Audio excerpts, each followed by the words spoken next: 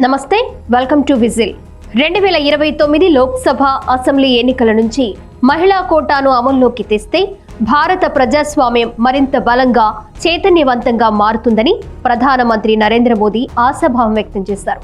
మహిళలు అన్ని రంగాల్లో రాణిస్తున్న ప్రస్తుత తరుణంలో చట్టసభల్లోనూ వారి భాగస్వామ్యాన్ని పెంచడం సముచితమని ఆయన పేర్కొన్నారు.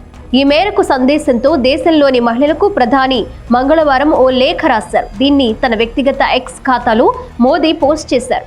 చట్టసభల్లో మహిళలకు 33% రిజర్వేషన్లను కల్పించే చట్టాన్ని 2029 నుంచి అమల్లోకి తేవాలనే తమ ప్రభుత్వ ప్రతిపాదనను యావత్ భారతంలోని మహిళలు అభినందిస్తున్నారని ఆయన చెప్పారు. దశాబ్దాలుగా పెండింగ్ లో ఉన్న ఈ ప్రతిపాదనను వీలైనంత త్వరగా అమల్లోకి తేవాలనే బలమైన నిబద్ధతతో తమ ప్రభుత్వం ఉందని మోదీ స్పష్టం చేశారు. నారీ శక్తి వందన్ అధినియం చట్టానికి సంబంధించిన సవరణలు ఏప్రిల్ 16 నుంచి జరగనున్న 3 రోజుల పార్లమెంటు ప్రత్యేక సెషన్లో తప్పకుండా ఆమోదాన్ని పొందాలన్నారు.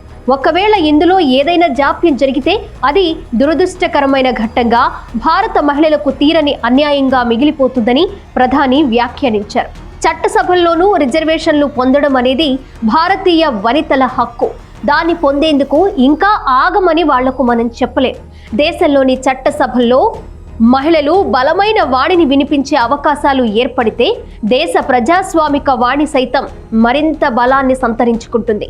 ఏప్రిల్ 16 నుంచి జరగనున్న పార్లమెంటు ప్రత్యేక సెషన్ సందర్భంగా రాజ్యాంగ సవరణలను ఆమోదించేందుకు నేను యావత్ దేశంలోని కోట్లాది మంది మహిళల ఆశీర్వాదాలు కోరుతున్నాను.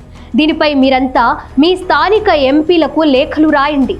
ఈ చారిత్రక పార్లమెంటు సెషన్లో తప్పకుండా పాల్గొనమని వారిని కోరండి అని ప్రధాని మోదీ పేర్కొన్నారు.